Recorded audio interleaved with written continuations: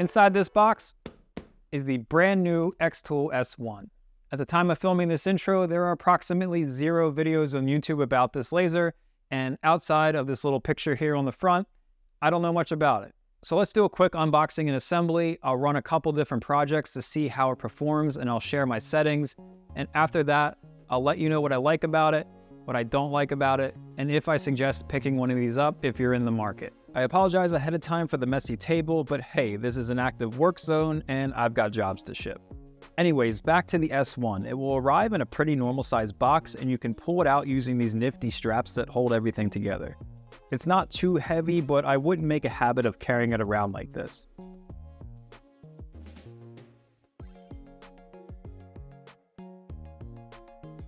The entirety of all the components, instructions, and base level accessories are all packed inside of the bed of the laser, which makes unboxing a breeze.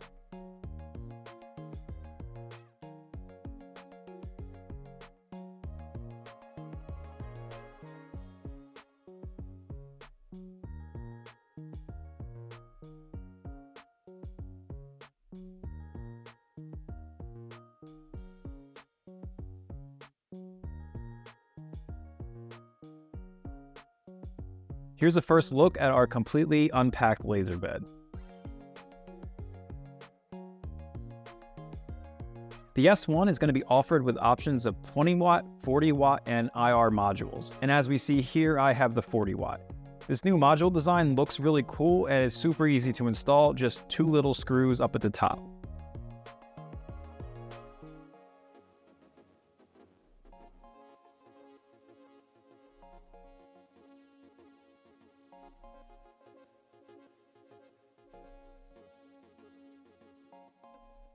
Now let's test out the autofocus, framing, and run a little engraving.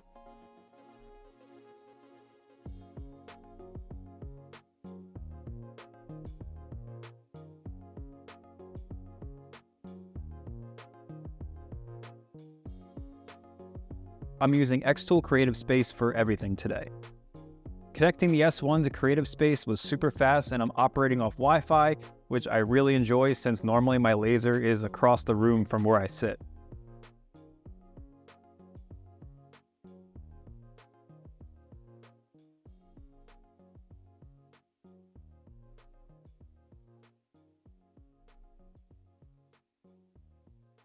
I also got the xTool Honeycomb panel and brand new Air Assist unit.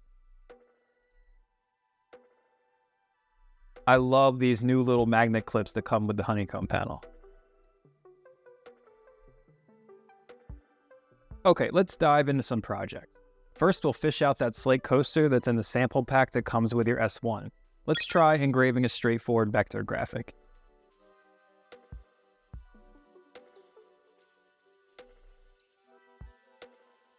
And here is our result. Looks pretty good to me, nice and bright light gray, which is what you want when doing slate.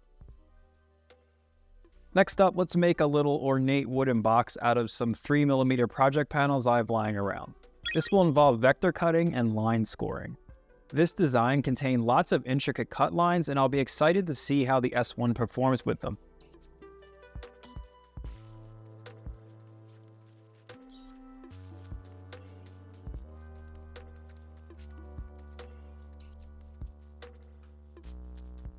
Here's a look at our raw cutouts. Everything looks good with minimal scorching on the surface. I had the Air Assist maxed out for this job. And here's what the finished result looks like after some staining and assembly. Very happy with how precisely everything fit together.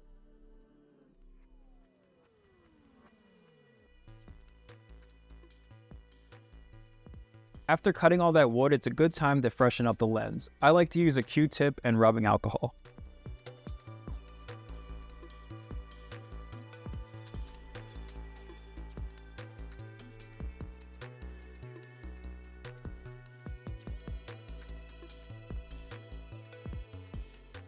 Moving on, let's try engraving one of those 3D illusion files that are popular right now. I'll also be using the 3mm project panel for this project, and it will involve cutting and raster engraving.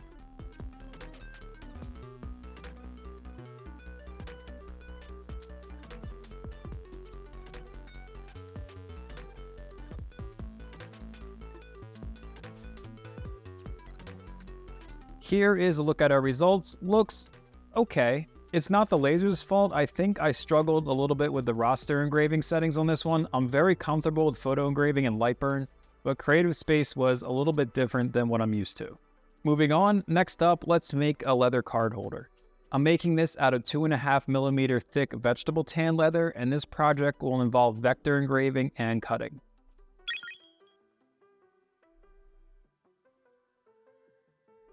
Here's the card holder fresh out of the laser. I think I went a little bit too hot on the engraving. I keep forgetting this is a 40-watt laser.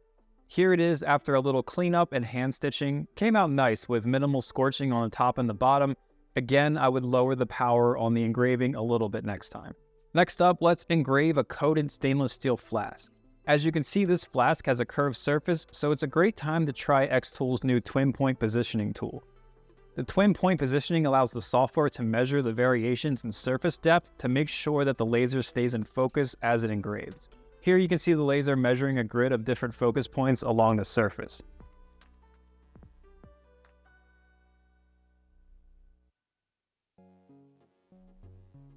After it's finished doing its thing, it'll show you a 3D rendering of what the surface looks like with a couple settings you can tweak. I don't really know what any of this does at the moment, so I just cranked both of them to the top.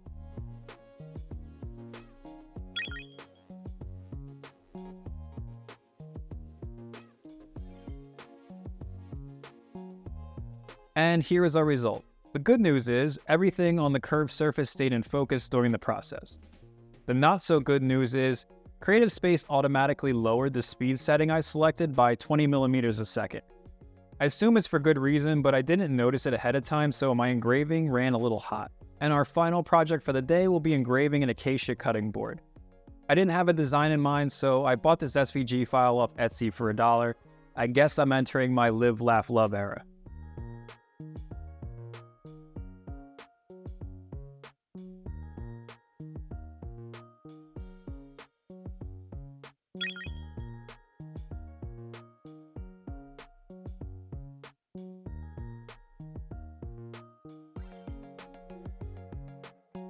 And here's our result. It looks great. The lines are smooth and the engraving is nice and even.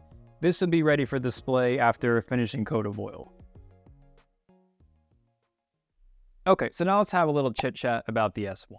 I guess I'll start at the beginning. When I got the laser, since I didn't know anything about it, I wasn't exactly sure how much assembly I was in store for. I was more than pleasantly surprised when I opened the box to see that everything was basically ready to go, minus a couple of attachments like the laser module and the exhaust hose. Having to assemble diode lasers is easily one of the worst parts about owning them.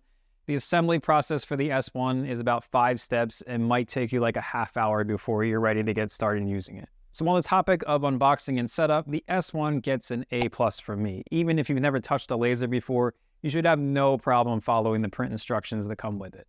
Let's talk about software. xTool obviously wants you to use their Creative Space software, so for all the testing I've done so far, I've been using Creative Space. And it's worked well. After running a software update, I plugged in the S1 and it was set up in a matter of minutes. You can connect via USB or Wi-Fi. I highly suggest using Wi-Fi if you can. It's great to be able to move your laptop around without being tethered to the machine. The S1 is compatible with Lightburn, but as of now, some of the more advanced features aren't available to use. Here's a note on that directly from xTool. So keep that in mind if you're going into this thinking about using Lightburn. For any of the future videos I do with the S1, I'll most likely be using Lightburn to see how it goes, but for now, I haven't tested it at all, so I can't comment. Let's talk about the enclosure. The S1 comes fully assembled inside of a Class 1 certified enclosure, so you don't have to go out and buy a separate one like you do with most diode lasers. If you've watched any of my other diode videos, I always stress how important this is for your physical safety. Anything that goes on inside of this enclosure, from fumes to radiation, you don't want on or inside of your body. The enclosure is also made from a fire-resistant material and has several flame sensors throughout the bed to keep things safe. I'll take them for their word on that because I have no plans on starting fires to see how it works. So not only do you get the enclosure, but it's a really nice one at that. A lot of the smaller enclosed lasers only have a small viewing port at the top, but the S1 has this wide viewing area from the top, as well as some on the front here too. If you're new to lasers, this might not seem like a big deal, but up until now, you would buy the diode laser and then either run it out in the open, which is insane and I can't believe people do it, or buy what is essentially a glorified plastic bag like this to put it in. Yeah, it works, but I definitely wouldn't consider it a cohesive system. Let's talk about the exhaust fan. An adequate exhaust fan is another one of those things that's necessary not only for your physical safety, but for the operation of the components inside of your laser, as well as the quality of your work. The S1 comes with a fan installed in the back of the enclosure and an expandable plastic hose that you need to route outside of a window or under your garage door like I do. I don't know the CFM rating of the fan offhand, but I found it to work pretty well when doing engraving work, but I would prefer a touch more power when I was cutting wood. I would definitely notice a little bit of smoke buildup towards the front right-hand side of the laser bed here, which would make sense because it's the furthest point away from the exhaust fan, which is back here. The fan will automatically run for 5 to 10 seconds after your job completes, but I think they need to increase that time, or even better, allow us to set that parameter in Creative Space. I'm big on good airflow in and out of my workspace, and I would prefer to let the exhaust fan run for much longer after the job's been completed. A hack I started doing early in the testing period was feeding the end of my exhaust hose into my spare 4-inch inline fan to give an extra boost. Not necessary, but it really clears the smoke and fumes well. It also extends the distance you can place your laser away from the exit to your workroom. The expandable hose that comes with the S1 is only about 4 feet long, so keep that in mind when you're deciding where to put your laser. Autofocus. I love the new autofocus. Another one of the worst things about diode lasers is having to manually set focus each time by twisting those stupid little knobs that are usually hard to reach, especially inside of an enclosure. To use the autofocus on the S1, you just place the red crosshair over your material and hit the focus button in Creative Space. The laser does the rest. Make sure you line up your material up under the crosshair instead of the autofocus sensor, or you might get it stuck in the honeycomb bed like I may or may not have done the first time I tried it out. Autofocus is one of those things that saves so much time over the course of your laser work, and you don't realize how much you appreciate it until you don't have it. I guess it's time to mention the 40-watt module. This is my first time using a 40-watt module, and it definitely packs a punch. I mentioned a few times during the project section of my video that I was overshooting how much power I needed to do certain tasks. I easily could have increased the speed or just decreased the power in the settings. So yeah, this thing is as advertised. However, as standard with all diode and CO2 lasers, the more powerful the module, the larger the beam is going to be, so the spot size is definitely larger than a 20-watt or 10-watt module, meaning you might lose some fine detail during engravings, but make up for that with more raw power. It's super easy to install and remove the module in the new xTool module system. It's just 2 screws, a plug, and the air assist hose connection. I don't know what plans they have for additional modules, but you can get the 20-watt, the 40-watt, and the IR module as of now. Let's touch on some of the extras. The full S1 bundle product includes the honeycomb panel and the air assist unit. You saw me using both of these in the video. The honeycomb panel fits inside the laser bed with plenty of space to shift around, but you do want to lay it flush against the right side of the enclosure as per the instructions. Having a honeycomb panel, whether it's the xTool one or not, is essential for laser cutting, especially smaller parts. You need to have the material lifted off the bottom of the laser so there's proper airflow underneath. If you're just doing engraving work though, it's not required. The S1 does come with a pack of triangular risers you can use for the same purpose if you don't want to go and buy the honeycomb panel right away. However, this won't be as good if you're cutting a lot of smaller, intricate pieces. Next, the new air assist. I like it a lot because when you have it on auto mode, it only runs when there's a job running. It's not loud or anything, but having the exhaust fan and the air assist automatically turn off in between use is pretty nice. If you have an air assist for your current diode laser like the D1 Pro, I'm pretty sure you can just attach it here. I don't see why that would be a problem. You just wouldn't be able to use the automatic settings. Bed size. The working area for the 40 watt is listed at 498 millimeters by 319, which roughly comes out to 19.5 inches by 12.5 inches. And the working area for the 20 watt is listed at 498 millimeters by 330, which translates to about 19.5 by 13. Smaller module means you gain a little bit more in usable area. This orientation is more in line with the majority of other CO2 desktop lasers like the P2. The square format has always been relegated to the non-enclosed diode lasers. There are a couple accessories I have not tried out yet, but will use in future videos, first being the riser base. If the material you want to engrave is thicker than 42 millimeters or a little over 1.5 inches, you need to install the riser base first. Keep in mind that the honeycomb panel does count towards the height number if you're using it. I measured the height of the honeycomb and it came out to about 1 inch by itself. The other two accessories I haven't tried out yet are the RA2 Pro rotary attachment and the automatic conveyor feed, so I can't comment on those yet. Last but not least, let's talk about a popular feature that you didn't see in this video, and that is a camera attachment. There is no camera attachment for the S1 as of now, at least.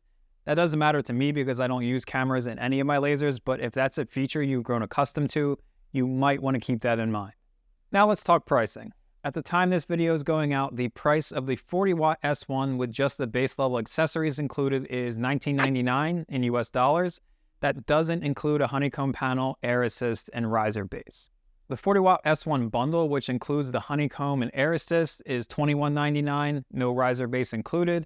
The 20-watt S1 standalone with base level accessories is $15.99, and the 20-watt S1 bundle that includes the honeycomb panel and air assist is $17.99.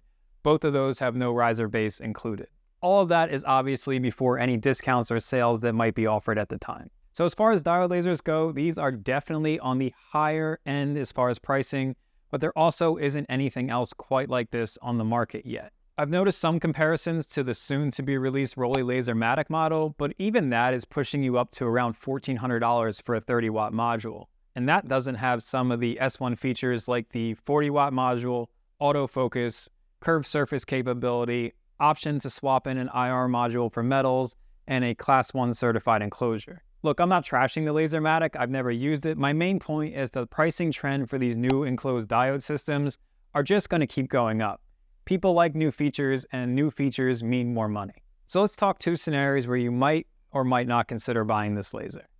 First up, you're brand new to lasers and you're currently shopping for your first. In this scenario, I think you should consider this machine because it's super easy to get up and running with minimal assembly. Combined with xTool Creative Space, it's a very beginner-friendly environment to get started. A lot of people start with xTool products, so there is a ton of resources out there to help beginners, especially on YouTube and Facebook groups. The only real hot take I have here is if price is a big consideration and you don't have any specific use for the 40-watt module, I suggest getting the 20-watt bundle. I mentioned it in my D1 Pro review video. I think the 20-watt is the sweet spot for diode lasers. It engraves really nice and still enough power to cut most of the things people want to cut. If you need hardcore cutting power, you should consider a CO2 laser, which will be even more expensive. Next scenario, you already have a diode laser setup you like, but are considering an upgrade in the future. Maybe you currently have something like the 20-watt D1 Pro. In this case, I might consider saving up a little more and going straight to the P2. Even with a 40-watt module and all the new features, which are great, the S1 is still going to have the same limitations all diode lasers have, mainly regarding speed and dealing with certain materials like acrylic. I love using my diode lasers, but the logical next step is graduating to the CO2 arena. Okay, that's a lot of talking, so let's wrap things up with my overarching thoughts on the S1. First, it's aesthetically the nicest looking diode laser out there without question.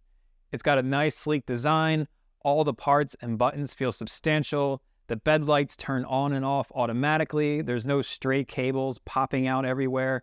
Everything is placed very intentionally. And that kind of stuff matters at the price tag they're looking to sell these at. The cutting and engraving performance was as I expected it to be. There were no surprises there. I've used many diode lasers before, so I know what to expect. I'm essentially brand new to Creative Space though, and it took me no time at all to incorporate all the new features like the autofocus and the curved surface detection into my routine. I went from unboxing to running that Slate Coaster project within an hour. This laser is for people who are looking to hit the ground running as soon as their package gets delivered with no BS. The only cons for me so far, I would prefer a stronger exhaust fan, especially for doing a lot of cutting, which is what the 40-watt module is best at. The second con, it's kind of stupid, but I hate how loud the beep is when the S1 is prompting you to push the button down here. You need a mute option for that thing. Anyways, I'm not done using this laser at all. I will definitely work S1 project videos and tip videos into my YouTube posting schedule. So I'll have more to say after I spend even more time with it and get to try out some of the accessories that didn't make it into this first look review. And now for the disclosure portion of this video. In full transparency, xTool sent me this laser in return for an honest review.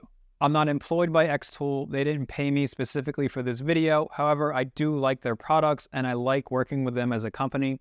I sincerely think they are the best in this category, and this is why you don't see me posting reviews of every random laser that comes on the market. If this review helps you in any way on deciding to purchase the S1 or anything from xTool for that matter, I would greatly appreciate it if you could use the link in the video description below. It doesn't cost you anything, but xTool will kick back a couple bucks to me, which helps me pay for everything I've got going on here and make more videos. As always, thank you for watching, and if you have any specific questions on the S1, you can add them in the comment section below. If I don't know the answer, I'll try my best to get it for you. That's it. Go Phillies.